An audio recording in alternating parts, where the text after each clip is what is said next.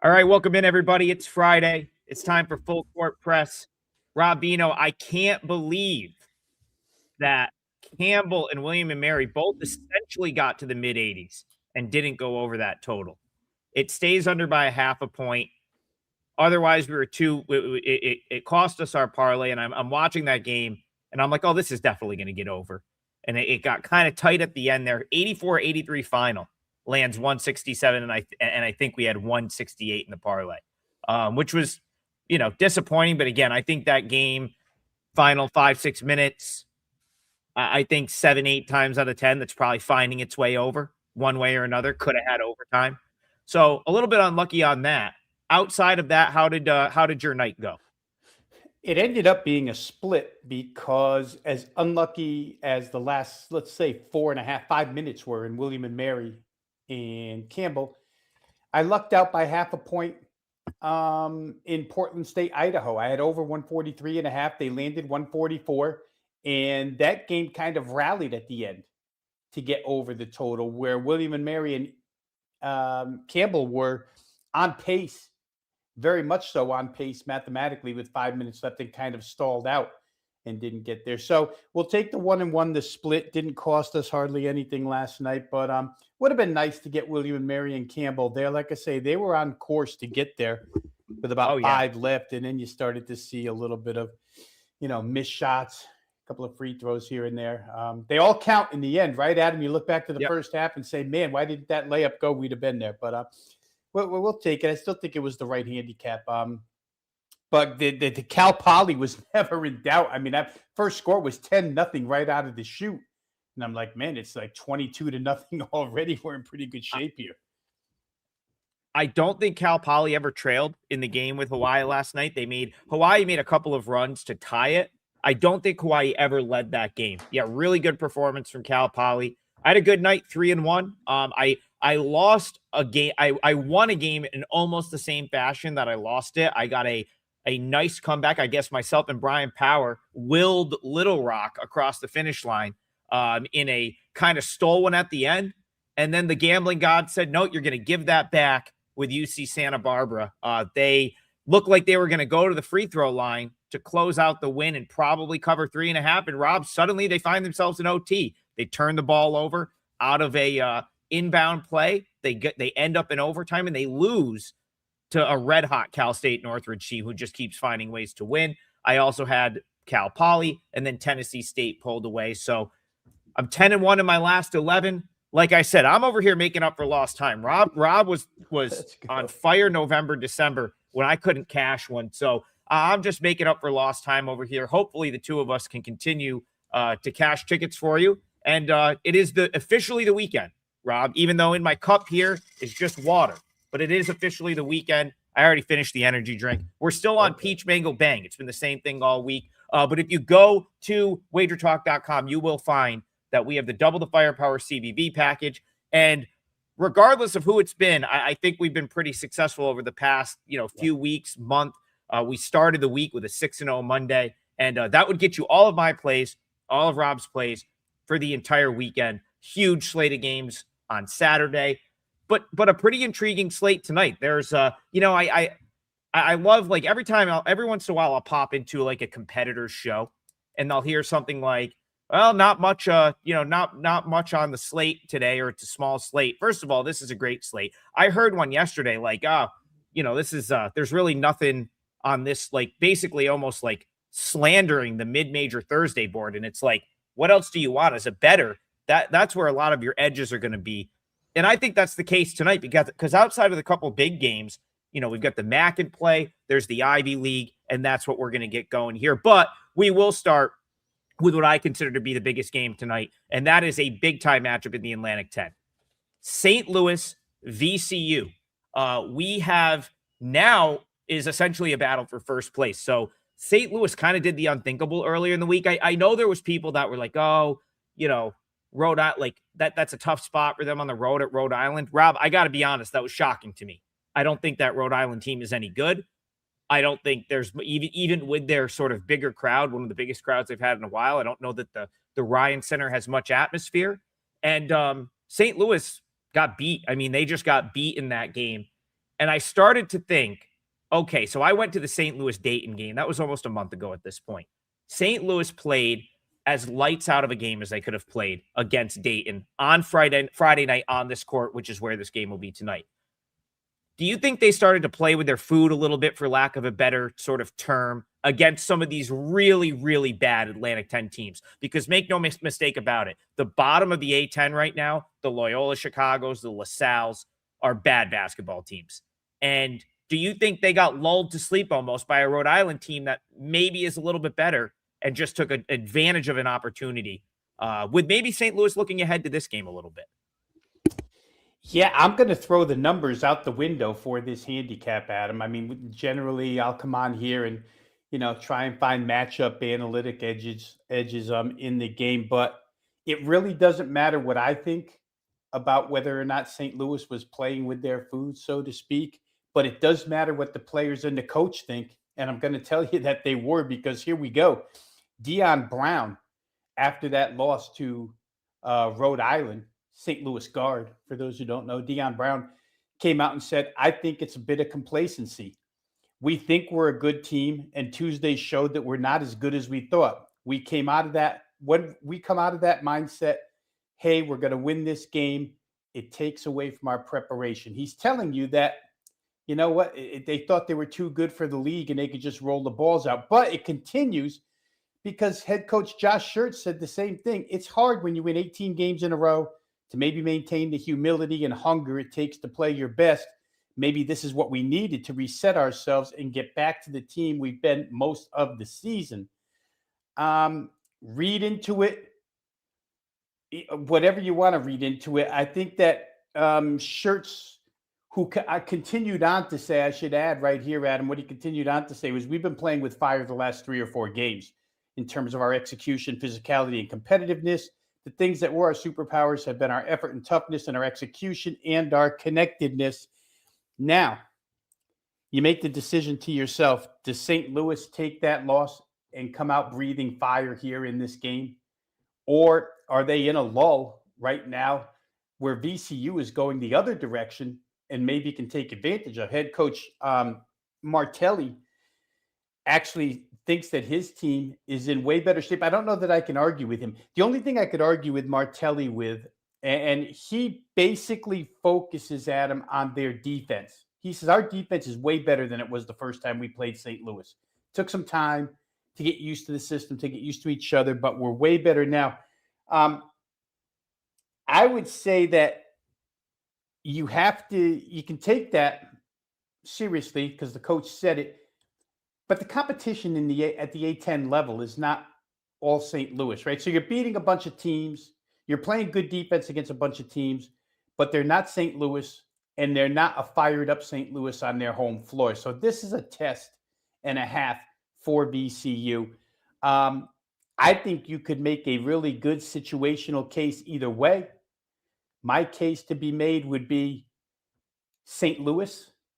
I think that they'll bounce back here. I just think that they're the better team. I think they're still, even though VCU is playing better defense, I think St. Louis is the better defense. And the one thing that VCU doesn't do still, Adam, for the most part, like they did in the past, is force turnovers. Like if you're going to beat St. Louis, take some possessions away from them. Don't let them, because they're such a good shooting team. You really don't want them to take shots. You were in this building a couple of Fridays ago. You know what it's like when they're fired up to play a game, which they should be tonight. So the line did budge early on, and it's been bet back. VCU money has come in within the last hour and a half. For me, I'd probably look at St. Louis here. This total is interesting. 161.5 up to 163.5. And a couple of teams that I think will be focused on the defensive end. First time around was 71-62. St. Louis got the win at VCU. VCU didn't shoot it well. They may not shoot it well again here. And I'll add this at the end. I do worry about VCU if, in fact, there's a stretch where St. Louis goes on a home floor run. Let's say a 10-0, 12-2 run. And is VCU good enough shooting-wise to get back in the game at that point, especially if St. Louis is motivated tonight? So for me, I'll go with Coach Schertz, who said maybe that loss was a good thing. I don't know that I want to lay 7.5 because VCU's on an ascension right now. But if I had to, that's the way I'd look. Yeah, I have a lot of conflicting thoughts here, so I'm just going to get them out and see if we can talk ourselves into some sort of pick. First of all, Ski knows the deal. He knows you're going to come with quotes for a big game. He does. So yeah, he knows you're bringing a coach quote for a big game. And yes, I saw Schertz say that as well. I actually was in the press conference after the Dayton game where Schertz, came and addressed the media. I never go to these, by the way. Like, even if I get credentials, usually I'm like hitting the road trying to get to wherever my next game is. And it's like, I don't know. I mean, I'm media, I guess, but I always feel a little bit weird in the press conference because it's like, I'm not like writing a piece on it. But I went to that one because I knew some folks there. And that was, I mean, if you remember after that game, Schertz is at the bar pouring shots. St. Louis played as good as they've played. Maybe also that may have been their best game from a just complete. They did everything right for 40 minutes. Dayton never had a chance. Bayou's in the chat saying, this is going to be kind of a tough building, tough atmosphere. Yeah, he's probably right about that because I was out waiting to get in Chaffetz Arena at 5:30, and there was a line of students around the building. And the guy I was standing next to, who I think was just a season ticket holder, turned to me and he's like, I've never seen kids line up at this time for a game, right? That was like totally new to them to have this like full student section selling out the 10,600 seat arena, which is, it's a great arena for basketball. But listen, if St. Louis isn't playing good, they're not selling that place out. That was a sellout. This will be a sellout. This is 1 versus 2 in the league. Now, Rob, I love rematches for us because we watch a lot of ball. If you want to figure out who's watching these games and who's not, just listen to how people talk about some of these rematches. Okay. This game we actually gave out on this show. We took St. Louis in the first meeting. I think it was my parlay leg. It was a client play for me. That game didn't get close until the end. St. Louis was rolling in that game. And a big reason for that was VCU couldn't get good shots off. And the good shots they were getting were 3-pointers, and they just weren't falling. They basically tried to take everything to the rim.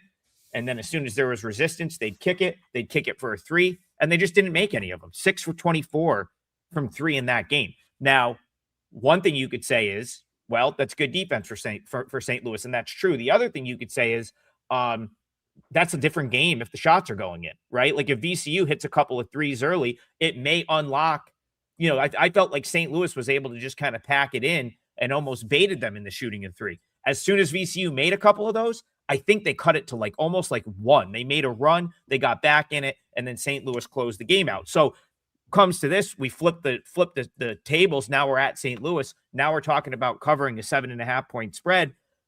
It's tough because I think if some of those 3s go in, you're probably looking at a little bit of a different game.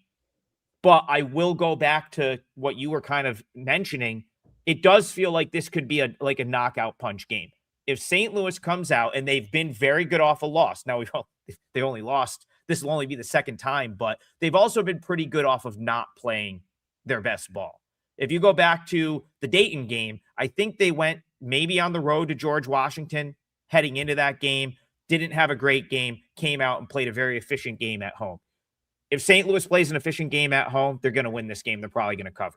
But that number makes it difficult to bet. So what you could do, again, maybe you go St. Louis first half. I want to say you recommended that for the Dayton game potentially because like it was a big spread at home. We didn't really want to lay the number, and it was like, and they came out and they were just lights out right off the rip. They were up 15 in like 2 seconds. So if you like St. Louis, maybe do the first half, second half thing where you play half unit on the first half. If you win, you take your money. If you lose, you come over the top in the second half. Because I would be kind of surprised if St. Louis just no-shows this game after losing to Rhode Island. But Rob, we have seen some of these teams that have these big-time losing streaks lose one and then lose that game twice. So intriguing game. I just don't see how to get involved here. Yeah, a couple things really quick here. For St. Louis, because their non-conference resume is not stacked, right? The best wins are basically wins over Grand Canyon early on and Santa Clara by 1. St. Louis doesn't have a lot here. Net ranking is nice, but they have to continue to resume build because they are who they are. I just go back to what Jared Calhoun, head coach of Utah State, said a couple of games ago. Like, these teams have to win. They have to win by margin. A game like this on national TV, you can't flop. If, in fact, you don't win the Atlantic 10 tournament and you're St. Louis, you can still probably get an at-large. A loss here, Adam, I think could actually put St. Louis's at-large in jeopardy because of the weakness of this. The only thing holding this conference afloat as far as ranking is concerned is St. Louis. If St. Louis wasn't in this league, it would be like the 18th or 19th best league in the country. So they really, it's of the utmost importance to them. And to your point about first half betting, St. Louis has come multiple occasions here with that immediate knockout punch. I think was it St. Bonaventure you referred to, where your friends were at the bar before the game even started? They were at the bar at halftime. They thought they were. I was getting text St. Bonnie's money line, and then I was getting texts from the bar early second half. It was a 30-point game. Yeah, they've got that ability to get out quick. And if ECU is overwhelmed early, then first half could be a really good way to go. But I think I trust a little bit of St. Louis here in this game to do the right thing off of that loss.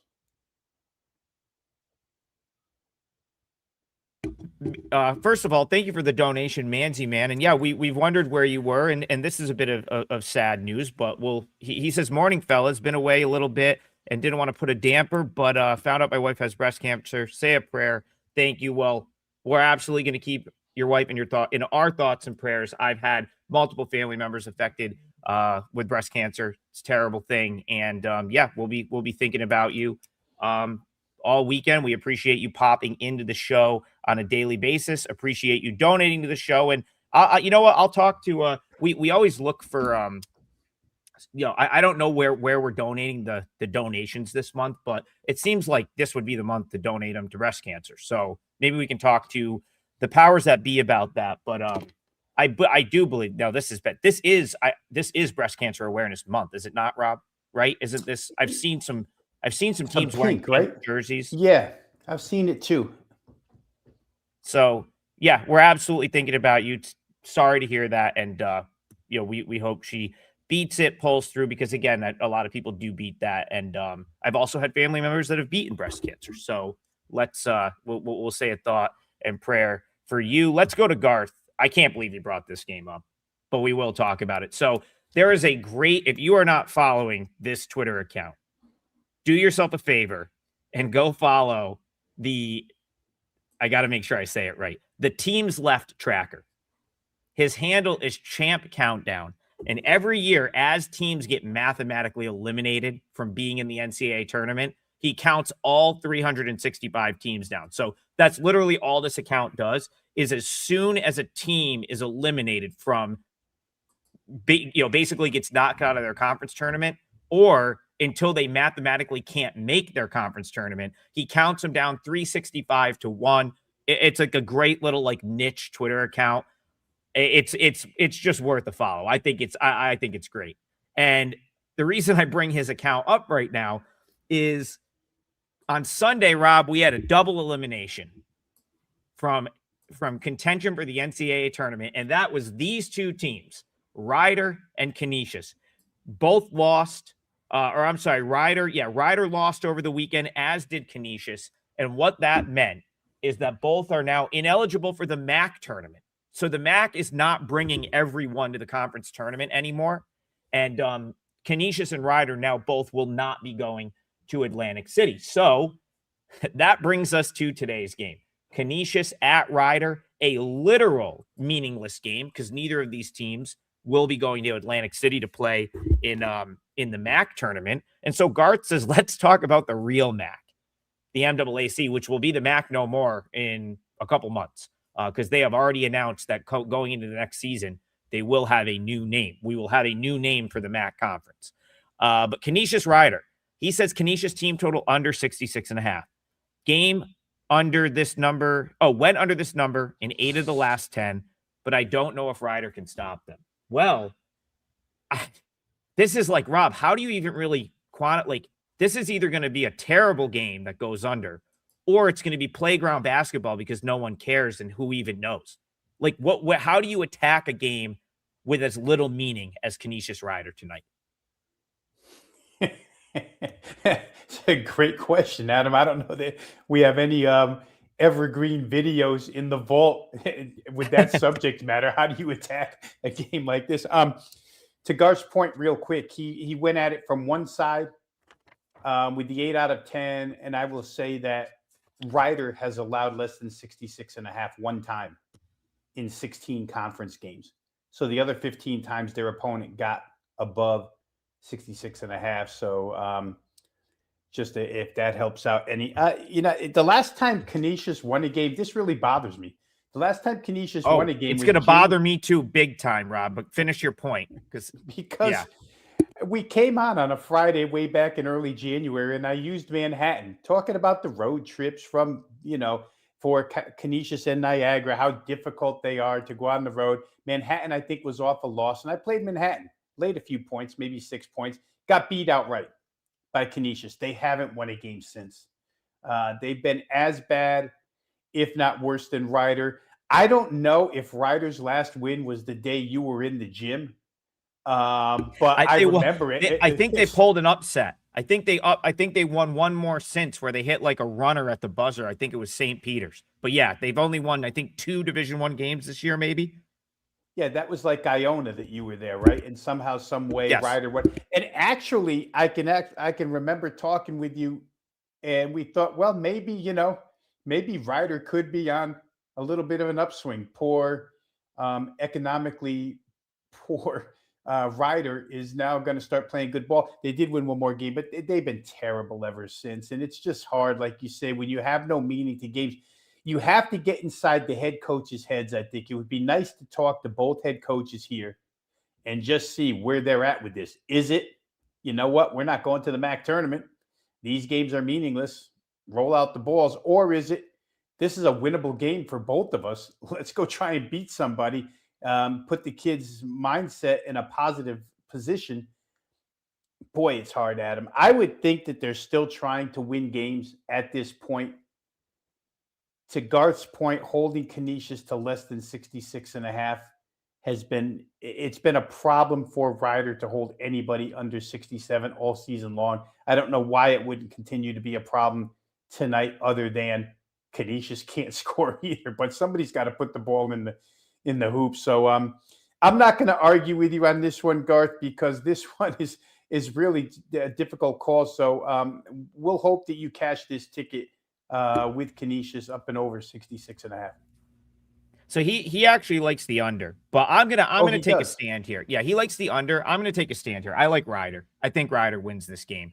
It's a meaningless game, but I've got a sense of the vibes of both programs. Like, Kevin Badgett seems like an incredibly nice, positive guy.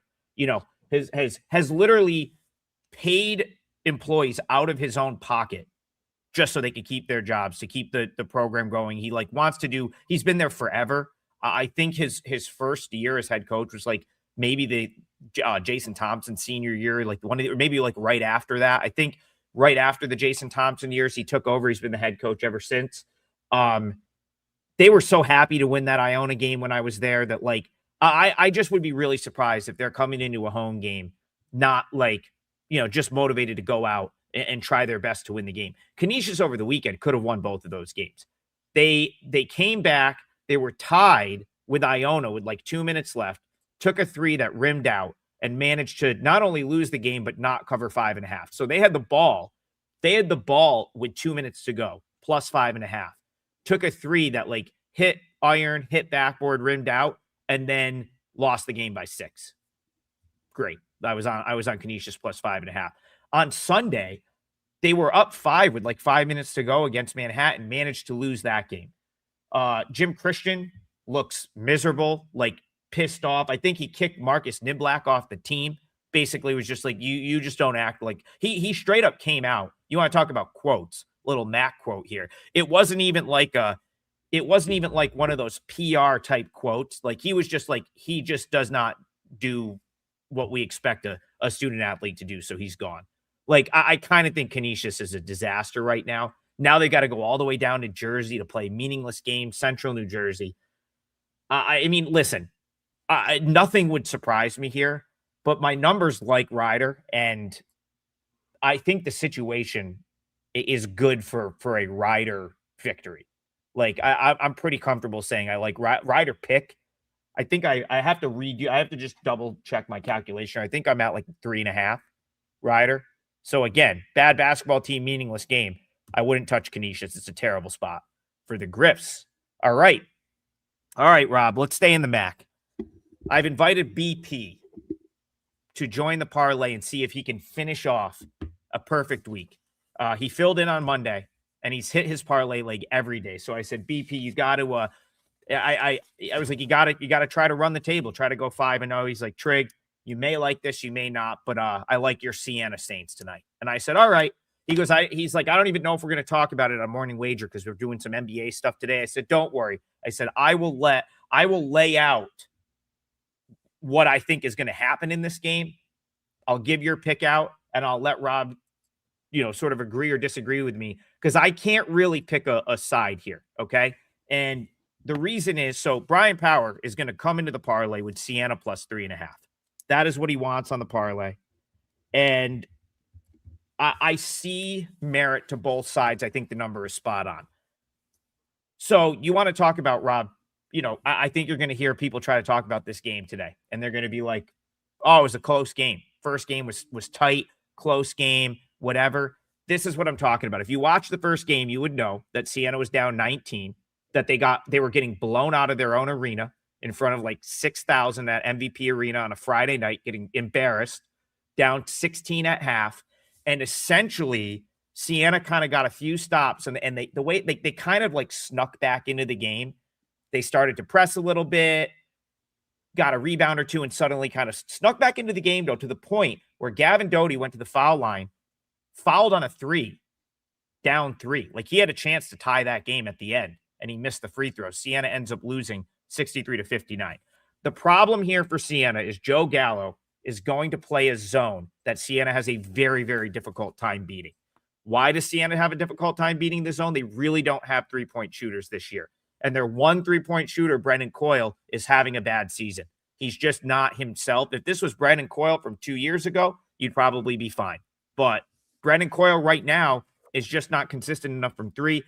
Rob, in the first meeting, Siena, not only could they not make a 3, they couldn't even get one off. I mean, Merrimack wasn't like, they couldn't even get a good look. They were 4 for 16 from 3 in that game. And Siena this year is 336 nationally from 3. Now, why might Siena stay in this game? What could help Brian Powers' cause here on Siena plus 3.5?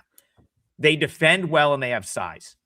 And one thing Merrimack does not do well is rebound the basketball, but it's also because they play this zone. It's very random. And Gallo prioritizes being near the rim more. He almost would rather cut off. He'd almost rather dig in on defense and play out the second possession than like get all out of sorts going for a rebound and give up like an easy putback. So Siena's going to win the rebounding edge. They did in the first meeting, but it doesn't necessarily mean you're going to have an easy shot. That Merrimack will just dig back in on their zone. So Siena can play defense. They can get stops. They could steal a game that's similar to the first game in the low 60s. If it's not in the low 60s, I'd be surprised if they win this game. But Rob, does that talk you into or out of a total by any chance? The only way to play the total for me would be under. It sets up to me the same as, we've talked a lot about this, Adam. Second meeting, where certain styles just seem to create the same exact type of game. For the most part, when we talked about it yesterday, Campbell and William and Mary played out that way. It was the same exact game, just missed the total. Priced a little bit too high for us to get there. But where Merrimack's really good defensively, when you go through numbers, they're number 8 in the country in second chance points allowed. So Siena with size, it's going to be difficult because you don't get a lot of second chance points against these guys. Merrimack, as far as fast break points allowed, inside the top 10 as well. So the transition defense is really good. So you got to make shots. And to your point, first time around, and Gavin Doty, not only with the free throws, but as I comb through the box score, was a bad day overall for him. Well, can I From can I 2-point can I tell you why that is and why it might be again? Gavin Doty's not really he's not really a competent 3-point shooter. Gavin Doty wants to put his head down, take you off the dribble, work his way into the paint, maybe get something mid-range, get to the hoop, and Merrimack just does not let you do that. They just don't. Yeah. 2 of 10 indicates in that game, Gavin Doty was that going to the rim for 2-point shots or mid-range shots didn't work there. So it's hard to see unless Siena goes on the road and knocks down a bunch of shots, this total changing any from the 122. In actuality, Adam, the points per possession in that game weren't really bad. 1.16 for Merrimack, 1.09 for Siena. I mean, it's not great, but it's not horrendous either. It's just the lack of possessions and the lack of free throws. Even in a game that ended 63-59, that was close, as you indicated, extension couldn't help this game get beyond 122. So here we're staring at, I think this game's been bet up. Just let me check the number really fast here. This game's been bet up to from 130.5 to 132.5. And I just feel like whoever it is who gets to these things early, when they see numbers in this range, they just feel like, and I can't say that I'm not of the same opinion, that you can get to 130.5 by mistake. So let's just bet it over for the thrill of betting it over. But you're asking this game to go 67-66. And if you use the point spread here, you're actually asking this game to go 69-65 to be 69-64 to be an over. I'm not so sure anybody gets close to 70 here. So for me, I'd probably say under. And of course, we're not going to root against your Siena Saints, and we're not going to go against Brian Power at all. End of story. After Little Rock, the guy who won the game for Little Rock last night was the guy whose name you were trying to pronounce yesterday. Yeah, Gatkek just going coast to coast like he's Ed O'Bannon, Rob, to win the game. Like, or Tyus Edney. Tyus Edney was like the famous. Yeah. That's right. Yeah, that was incredible. What a finish to that game. I thought, here I am thinking like I'm going to need a deuce on the other end to cover 2.5. They get like a steal. He's off to the races and he scores at the buzzer. Incredible finish. It's kind of, so my buddy Aaron Kidd texted me. I'm on a good run right now. I mean, we've talked about it on the show. You can see like, and he was like, you could tell me to bet Japan in World War II. He's like, I'm betting it at this point. That's kind of how I feel about BP right now. Who am I to talk Brian Power off the Siena Saints? He's just coming here and giving out nothing but winners. So yeah, I'm not going to push back at that at all. What I will say though, to I guess add some more fuel to the fire on a potential under. That first game, Siena scored 22 points in the first half. Merrimack, just one more number for you. They're 17th nationally in block shots. They contest everything. It's why when they give up a rebound, it's not the end of the world because Gallo's zone never get out of position. So it's like if a ball, because again, when you're talking about a zone, rebounding is going to be a little bit random. If you're giving up jumpers, you never know where the ball is going to go. But they do such a good job at staying in their position that they're almost not even like, oh, you got the rebound? No problem. We'll just zone you again for another 20 seconds. Fine, right? And then it's like Siena got back in that game when they were down. They started to press a little bit. Merrimack got a little out of sorts. But like, if this is a close game, Merrimack doesn't turn the ball over. Kavir Kennedy might win Player of the Year in the MAC. I mean, he's a freshman point guard for Merrimack. He very well may win MAC Player of the Year. I can't understand why that total would be bet up. Unless it's like you're saying, people just see a number, say, oh, that's a little low, let me bet it up. Mm-hmm. But I'll be really surprised if this is anything other than, I think you're going to get like your 64-61 type final again in this game. Hard to believe it's anything other than that. God, I'm out of breath here, Rob. We're only halfway into the show. If I didn't, and again, one more time, we'll recap it at the end as we always do. But Brian Power is going for a perfect 5-0 on the show this week with his parlay leg. He is on Siena plus the 3.5, and I do believe it's still there. I haven't looked since we got on the show, but we'll confirm that when we get closer to the end of the show. All right, let's head to the chat. Still a lot more to talk about. Again, Manzi, appreciate the donations, and we'll keep your wife in our thoughts and prayers this weekend. Let's see what else we got. Super chats are starred. Joe Lane says it is 3.5. Yeah, I don't expect that to move. That's exactly what I think it's going to be. worth noting, Siena was a 5.5-point favorite in the first meeting at MVP Arena. Merrimack was a pretty big dog in that meeting. So just you want to talk about where they've come from. I do think the books are really giving the respect to Merrimack that they kind of deserve at this point. And I think that's probably why the number is correct. All right. Let's talk about the final unbeaten, Rob. There's one undefeated team left in college basketball. They play on national TV tonight. And so let's head to the other MAC, the MAC that will be keeping their name after this year. Of course, Brian Powers MAC. And that's the Mid-American Conference. And that's, of course, Miami of Ohio, who has still not lost a basketball game despite everyone thinking this game's the game. That's what everyone said earlier this week. All the sharps loved UMass, Rob. They said this game's the game. I've been hearing it all season, though, in MAC play. And yet here we are, Miami of Ohio continuing to win games. They said it in the first meeting between these two teams, Rob, that Bowling Green was going to be the team to beat them. Miami of Ohio wiped the floor with them at the Stroh Arena. Now they're at home. Millett Hall's probably sold out again tonight. They've been getting 9,000 plus for Miami of Ohio home games. 8.5. But I think you either had the total in the first one or this is the one we got nipped on by like a half point. I'm trying to go off memory, but we might have got nipped on a missed foul shot in this one. I can't remember. Or this one soared over. But you've been pretty good on Miami of Ohio total. So talk to me, Miami of Ohio Bowling Green. How do you see this one going? Yeah, we had a Miami of Ohio total. I'm trying to remember if it was Bowling Green or not, but Peter Suter went to the line. They actually iced him. It was a 2-shot foul, and he made the first. Other coach iced him. He came back. Of course, the announcer compliments on how good of a free throw shooter he was. Didn't work, and we fell a half a point short because that free throw bricked in that particular game.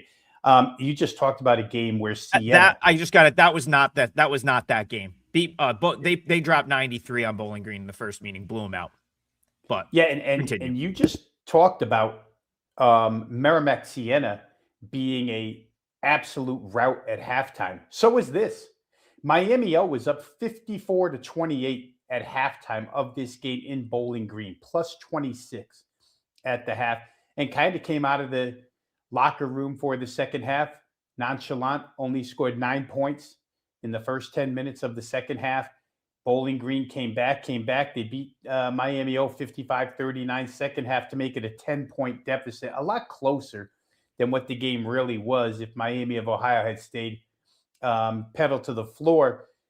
After the 9-point first 10 minutes, they kind of woke up and realized, wait a minute, now we have to finish this thing off, and they scored at will. A couple of things here on total. Miami of Ohio team total, 14 games in MAC play, 12-2, over 80 points, which is their number tonight. I think it's 80 and a half, somewhere right in that range. So they need 81. They've done that 12 or 14 times so far this year. So it's not a lot to ask of them to get to that number. Obviously 93 the first time against Bowling Green, and the shooting was sensational in that game for Miami O, both from 2-point range, 3-point range, whatever. Bowling Green had a pretty good second half in that one. Couple of things here that I'll get to where Bowling Green is concerned. If you're thinking of full game total, or if you're thinking of Bowling Green, and Todd Simon had, I think was he former Southern Utah? Todd Simon, he was somewhere out west. I believe it was Southern Utah for like a year or two, right? And then he got the job pretty quickly. Yeah, I remember him out west, and he had some fast-paced team out there. But Todd Simon made a comment about his team, his group of main shooters, and called them very, very streaky as a group.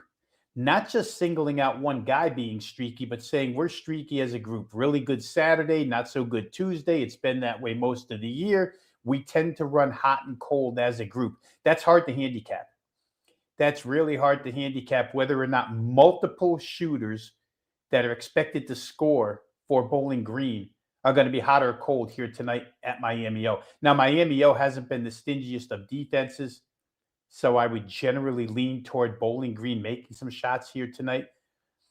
But this team just seems to be what head coach Travis Steele said, they are unflappable. Like Miami went to UMass, no big deal. They were never really in trouble in that game. In a game that folks thought they could lose because of the first time around. So for me here, Adam, this number's been bet down. There's a lot of Bowling Green money out there right away. 8.5 down to 8. I see 7.5. So you've got a lot of underdog play with the total going up a little bit, 52 up to 53.5. Where Miami of Ohio is concerned, I generally only look at them one way because, again, since Ski Profit wanted to jump in and tag me as a quote guy, I will, again, tag him as a guy who says, if I can't trust you to get stops, I can't lay these types of points with you, this type of points with you. And laying 8 with a team that doesn't necessarily get stops, even against an opponent that's on the road, that has streaky shooting qualities to them, it's hard to do. So I would rather trust Miami of Ohio here to get over the 80.5 points. Done it 12 or 14 times. What's to say Bowling Green's going to stop them from doing it here? The pace should be there. Miami, of course, the top pace team, fastest pace team in the league. Bowling Green right there. I think they're like 6 or something. It's generally a league where a lot of these teams are high tempo. So for me, I'd look at it that way. If you want to include Bowling Green in a full game total, I could see it, but I just can't trust it basically off of what Todd Simon says. I've got a group of guys that go hot and cold together. Yeah, I was just trying to quickly find the first meeting. I just saw the score of it. It was 93-83, so 176. Yeah. And this is one of those where kind of hard to believe that there's a 20-point difference in this game. And the reason I think that that's even more so the case after listening to you talk about it and just kind of looking at, back to the first meeting is Bowling Green. So a couple things with Bowling Green. One, for me, I always thought their strength was on the defensive end. They're very physical. They're very aggressive.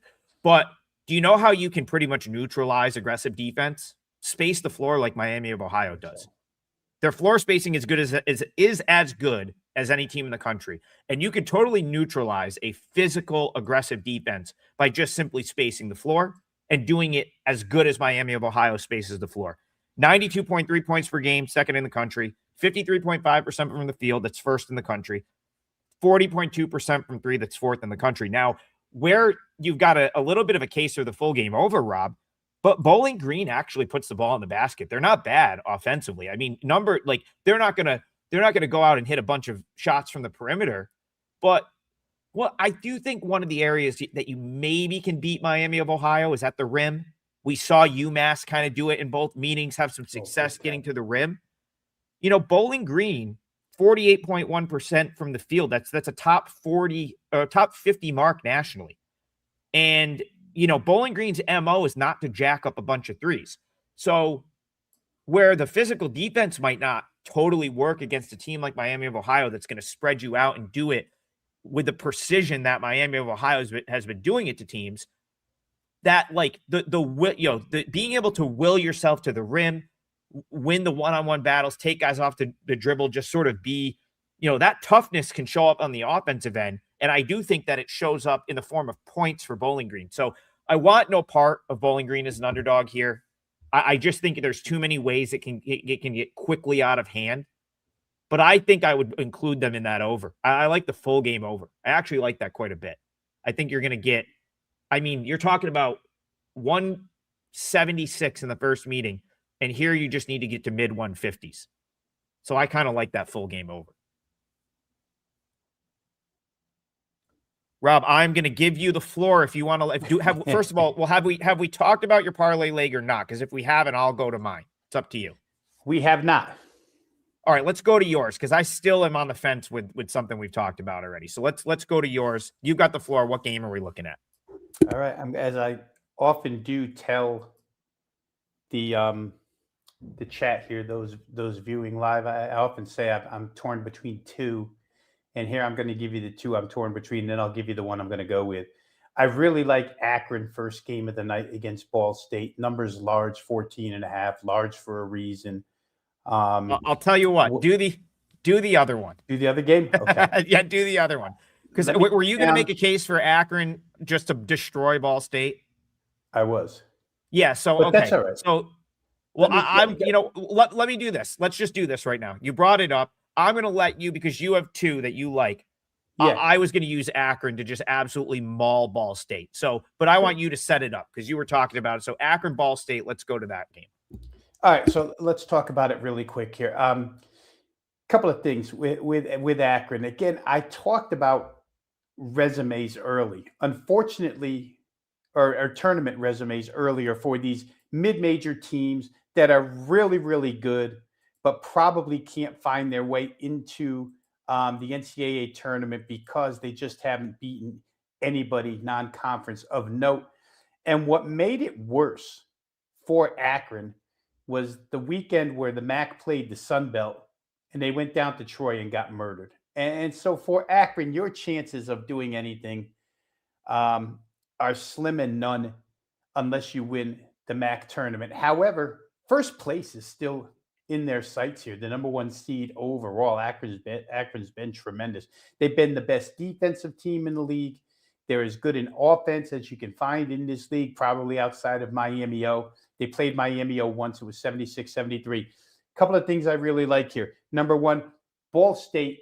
Let's get to the first time around. It was 87-77 Akron. They win by 10 the first time on their own home floor. It was a while ago, January 13th, about a month ago.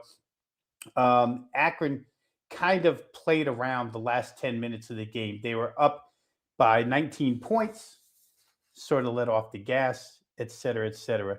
But here they go on the road with a chance to get into a tie for first place if Miami should lose. Ball State, I think this is as much of a fade of Ball State as it is a play on Akron. And I like both ends of that. Play Akron, fade Ball State. They're so slow and so methodical and so poor shooting the basketball that, to me, this feels like a game where Akron gets out on top. Ball State doesn't find a way to get back into it because the first time around, it's what Akron let happen. I don't think they're going to let it happen this time. I think if they get up by 19 with 10 minutes left in the game, they're going to remember what happened. Ball State tried to come back, got kind of close, and it won't happen this time. They're a terrific shooting team, Akron, for what it's worth. And on the defensive end, like I said, I think they're number one defensive efficiency team inside the MAC. So it's going to be hard for Ball State, a team that goes at a snail's pace, doesn't know anything. But the one thing I was going to lean toward Akron team total here, Adam. The one thing that held me back was Ball State is so slow that they've only allowed two teams all season long inside the MAC to get over 80 points. One of them was Akron. Akron found a way to get 87 against these guys. So for me, I see full blowout here against Ball State. I think they get behind early, don't get back in it this time. That was going to be, it won't be my parlay leg, but I'm going to turn it over to you so you can further that case and we can use it as an end of our parlay. I just figured you had two games you like this is biased. He says I hit you with the Kanye. Listen, that's how you know we just do not script this show. We're just doing this off the top of the head on the fly. When you brought the Akron game up, I said, well, if you've got two that you like and one of them's Akron, and I was going to use Akron, I might as well just use Akron, and that way we get a strong opinion from you on a different game. Mark Lambert says I'm a Ball State grad, got 2.5 units on Akron. Listen, if you've watched, I'm assuming Mark has watched some Ball State hoops this year, and if you watch Ball State basketball, I got to think, for me, this is one of the more disappointing teams in the entire country. And the reason I say that is, they got Devin Barnes, who was a guy that I really liked when he was at Tarleton State. He ended up at UTEP. I thought it was a little weird that he transferred from UTEP to Ball State. I thought that was a great grab for them. He's been better of late, but the overwhelming sort of thing that you come away with when you watch Ball State play basketball is this offense is just totally incompetent. They're just totally flawed. They can't do anything offensively. 347th in points per game. They score 66 points per game, 41.2% from the field. That's outside the top 340. They can't shoot the three. They can't rebound the basketball. What's going to happen in this game when Akron's a top 50 rebounding team? Ball State doesn't get any rebounds. I mean, there should be so many easy points here for Akron, second chance points. Yes, Ball State will dig in a little bit on the defensive end. They won't turn it over. I guess that's something that if you want to put a, sort of feather in the cap of Ball State, they take care of the basketball. They're going to slow the game down. So it's almost like Ball State is going to hold the ball, say, okay, we're not going to give it to you, and we're going to try to keep this to as few possessions as possible. But what we do with those possessions is typically nothing, right? Because that's why our field goal percentage is as low of a percentage in the country. And Rob, do you think that Akron maybe wants to take some teams out in a body bag right now because they've got to sit here and listen to Miami of Ohio, like getting paraded around? I think Akron knows they're better than Miami of Ohio. Give Akron another crack at Miami of Ohio, see who wins. Brian Power will probably be at that game because they'll be at the Rocket Arena in Cleveland, Ohio in a couple weeks, and he always goes to the MAC tournament. I think Akron's going to be I think they've got to be a little pissed off, just like in general right now. Because let's put it this way, if they win that Miami of Ohio game, no one's talking about Miami of Ohio right now. They're probably talking about Akron. And you saw them flex a little bit, 17-point win last time out against Western Michigan. I'd be shocked if it's anything less than that. And so right now, I'll just I'll even throw the minus 120 juice on this. I'll put Akron minus 120 or Akron minus 14, minus 120. Yeah, it's a little bit of a bad number. I think Akron covers all numbers here. This is going to be a 20-point Akron win. And I actually am a little bit kicking myself that I didn't just get it out earlier for clients at that 12.5. Ocho, yeah, we talked about the first meeting, Akron only winning by 10. Rob, they were up pretty big though, and they kind of let Ball State hang around. Is that right? Yeah, they're up 19 with 10 minutes left in that game. Yeah. And, you could see a little bit of complacency setting in that one. Ball State gets back into it. Akron really didn't have to do much to coast to the victory, but again, if they get up by 19 here, and you pointed out all their offensive flaws, I just don't know how Ball State gets behind in this one and gets back into the game or underneath the number. If in fact, like my line of thinking is if they get ahead, they're going to remember this team crawled back in last time. We're not going to allow that this time. We're just going to finish it off right now. Yeah, and that was early in league play. I think maybe before students were back on campus. So I just think that it was you always see teams coming out of that Christmas break or like early conference play, no students. That will happen a little bit. Whereas I think it's all business right now for Akron. So yeah. And Bayou, I'm with you. And Rob made this point already. Akron team total is a fine play too. I think that probably gets there as well. Though I'd prefer to have 40 minutes of Akron being able to create space and margin, because I do think there's probably a 20-2 Akron run in this game at some point. That I feel like you're going to get some obnoxious run at some point in this game that, even if it's a close game, takes this out to a 16, 17-point lead. All right, Rob Bino, we need one more leg of the parlay. Bring us home. What are we looking at? All right, let's go down to the Big Ten. We'll give everybody what they want. A power conference game tonight, Indiana at Purdue. I know you often say just go ahead and alt the total or the spread and get the number here. The variance here is between 79.5 and 80.5. And the way I've been involved in so many half points this week, Adam, I'm going to use the consensus number of the 30 or whatever casinos that we have on Odds Logic here. The consensus number in this game is for the team total for Purdue is 79.5. It's over minus 123. So if we want to attach 25 to it, I don't care. There's a lot of places with 80.5 at even money, 80.5 even money. If you don't like to lay juice, go ahead and do that. But for me, there's been so many hooks involved this week that I'm going to go ahead and lay the 25 cents, 25 cents, and play the consensus number, which is 79.5 Purdue team total over. And I'm going to tell you why real quick here.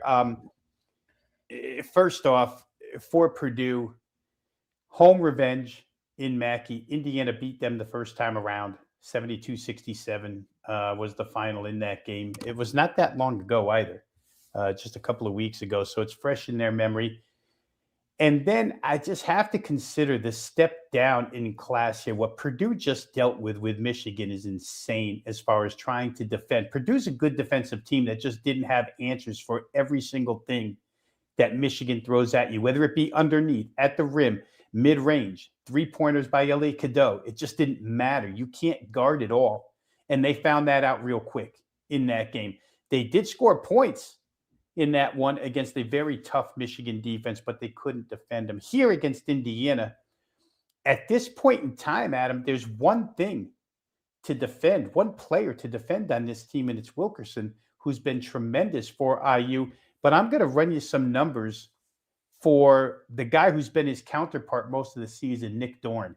Nick Dorn and head coach DeVries referred to this as Dorn being in a slump. But in the month of February, he's 4 for 28 shooting the basketball. He's in a miserable slump. Do you snap out of it all of a sudden in Mackey against Purdue with revenge? This game's been bet up. The side has been hit pretty hard from 10.5 to 11.5. Can't say that I disagree, because this is one where Indiana has had a tendency during the season to find themselves. They just got blown out by Illinois, as a matter of fact, 71-51 without Stojakovic in the game.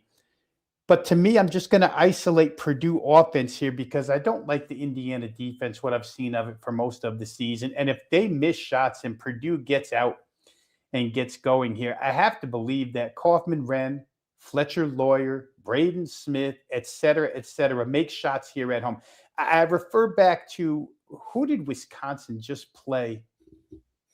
They played somebody Illinois. At home where they came out and just drained threes. It was like last week. All they did was hit a bunch of threes. Was right it the away. upset win over Illinois? Didn't they upset Illinois? It had to have been. Yeah, I think it was. Whatever it was, but I'm correlating this to that. Purdue, and this isn't even an upset, but I think Purdue at home off of the Michigan game stepped down in defensive class for sure. Michigan is so tough at the rim. Michigan is so tough at the perimeter. They're like top 5 in everything, and Indiana just is not. And if Indiana's not making shots, Purdue's going to rebound and get out and go. I know they're a methodical team, but they do run. It's a controlled pace type team. To me, Adam, 79.5 just seemed way too low. I could see Purdue getting 83 plus in this game against Indiana, especially in the revenge spot. I'm going to add one more thing here to quote head coach Matt Painter. Everybody probably saw this quote because it was broadcast 100 times since he made it. But after the Michigan game, he basically said, your final test is the NCAA tournament. That's the way I look at it. Sure, you want to win these types of games. But if we would have won, we wouldn't have had a parade. If we won this game, it doesn't mean we're going to the Final Four. Translation, we're still going to play hard. Everything hasn't been decided yet. It's ahead of us. I think it starts here tonight with Purdue scoring more than 80 points or more. So give me their team total over 79.5. And we'll lay the juice with it. So, guys, if you have to use the alternate line, 79.5, over minus 25 cents, go ahead and do that. I only have like a couple of things to add here, but they would be, my angle in this one would be the full game total. So it's correlated exactly how you're seeing it. And it's just, for me, I think Indiana helps out enough here where you get the full game gets there as well. Should see a bounce back from Purdue. However, like if you're talking spread for a minute, Purdue is not, they have not covered many games at home this year. And I think that really speaks to, like, Purdue's one of those teams, power rating wise, has been elite all season, like way up there. My numbers show value on Purdue every single game. Like right now, like my number here is like 13.5. I'm not going to bet it because I've sort of learned at this point that Purdue, like my numbers are going to show edges on Purdue pretty much time in and time out. Now, can they turn around? Like, would I be that surprised that they turn around and like win big here because it's like they're almost like overdue to do so? No, but I don't know that personally I want to write off Indiana's ability to stay in this game. Indiana, if they can get to the line, they're going to score points. I say like, they get reasonably good shots. Typically they get better shots at home than they do on the road. We'll see if Purdue can force them into worse shots. But again, like even if Purdue got up big in this one, I could see Indiana hanging around, hitting some threes, maybe Purdue like, can't keep them off of the rim in a blowout type game. So I think you're going to get your points either way.